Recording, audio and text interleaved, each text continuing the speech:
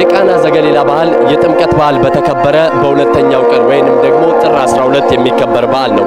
ይህ የቃና ዘገሊላ በዓል እንግዲህ በመላው ሕዝበ ክርስቲያን ዘንድ በደማቁ የሚከበርበት እግዚአብሔር አምላክ ተአምራቱን የገለጠበትን ዕለት የምናስብበት ነው።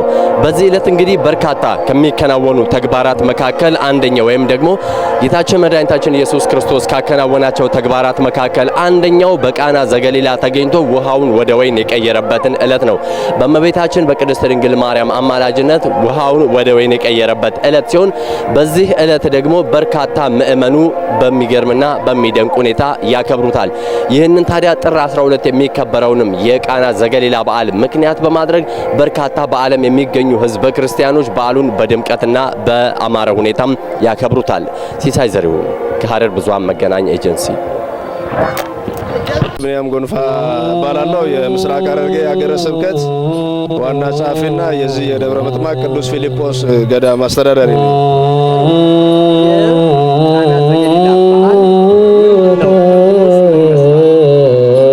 እሺ፣ የቃና ዘገሊላ በዓል ጌታችን መድኃኒታችን ኢየሱስ ክርስቶስ በገሊላ ቃና በምትባል መንደር ገብቶ ውሃውን ወደ ወይን ጠጅ የለወጠበት ታላቅ በዓል ነው። ይህም ውሃውን ወደ ወይን ጠጅ የለወጠው ዶኪማስ የሚባል አንድ በአካባቢው የሚታወቅ ባለጸጋ ሰው የአካባቢውን ማህበረሰብ ጠርቶ ታላቅ የሰርግ ድግስ አድርጎ ለልጁ ሰርግን አዘጋጅቶ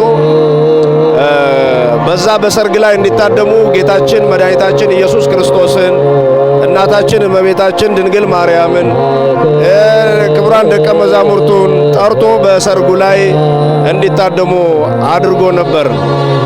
እንዲህ በማድረጉ በዛ በሰርጉ ላይ የተገኙት የተጠሩት ማህበረሰብ እጅግ በጣም ብዙ ስለነበሩ ለታዳሚው ያቀርብ የነበረው የወይን ጠጅ በሰዓቱ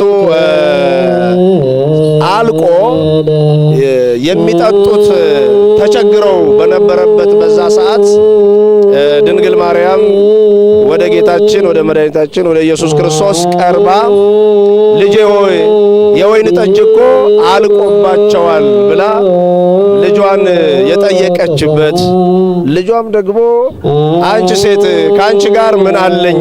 ጊዜ ገና አልደረሰም።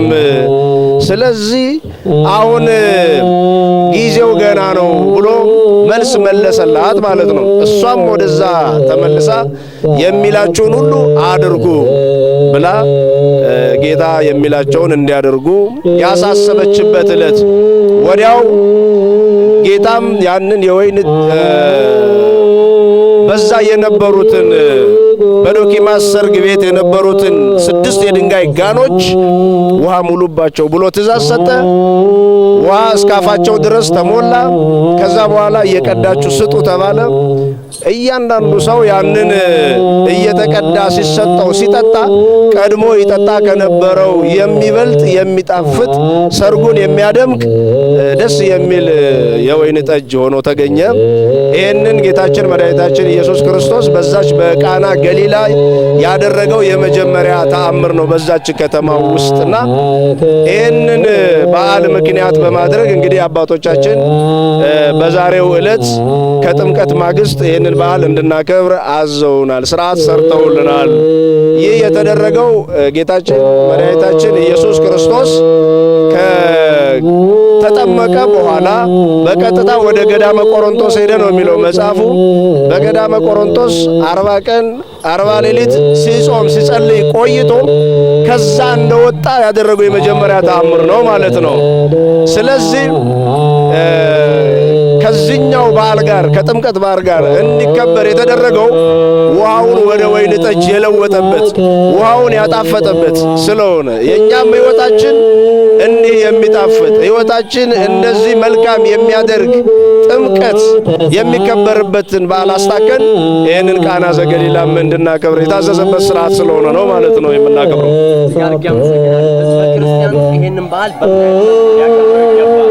አዎ እንግዲህ ክርስትና ራሱ አንድ ስርዓት ያለው እምነት ነው። አማኞቹም ስርዓት ያላቸው ሊሆኑ ይገባልና ይህንን በዓል ሲያከብሩ እንግዲህ የመረረው ወይ ደግሞ የማይጣፍጠው አልጫ የሆነው ሕይወት የጣፈጠበት እንደመሆኑ መጠን ሕይወታቸው የሚጣፍጥበት መልካም የሚሆንበትን በስነ ምግባር የታነጸበትን ስርዓት ለሰው አራያ የሚሆን ምሳሌ የሚሆነውን እያስተዋሉ ሊያከብሩ ይገባል ማለት ነው እና አንዳንዶች በተሳሳተ ግንዛቤ የወይን ጠጅ የተሰጠበት ቀን ነው እያሉ አብዝተው የሚጠጡ ከአቅም በላይ ጠጥተው ደግሞ አይምሯቸውን የሚስቱ በየሰፈሩ በየመንደሩ ችግር የሚፈጥሩ አንዳንዶች አይጠፉምና እነሱም በልክ እንዲያደርጉ ደስታቸውን ገደብ እንዲያበጁለት ይልቅም ደስታቸውን መንፈሳዊ ደስታ እንዲያደርጉት መልእክት እያስተላለፍ በእንደዚህ ባለ ስርዓት በዓሉ መከበር አለበት ለማለት እወዳለሁ። እሺ ለመላው የኢትዮጵያ ኦርቶዶክስ ተዋሕዶ እምነት ተከታይ በመላው ዓለም ለሚገኙ ሁሉም እንኳን ለጌታችን ለመድኃኒታችን ለኢየሱስ ክርስቶስ የጥምቀትና የቃና ዘገሊላ በዓል በሰላም አደረሳችሁ አደረሰን ለማለት እወዳለሁ።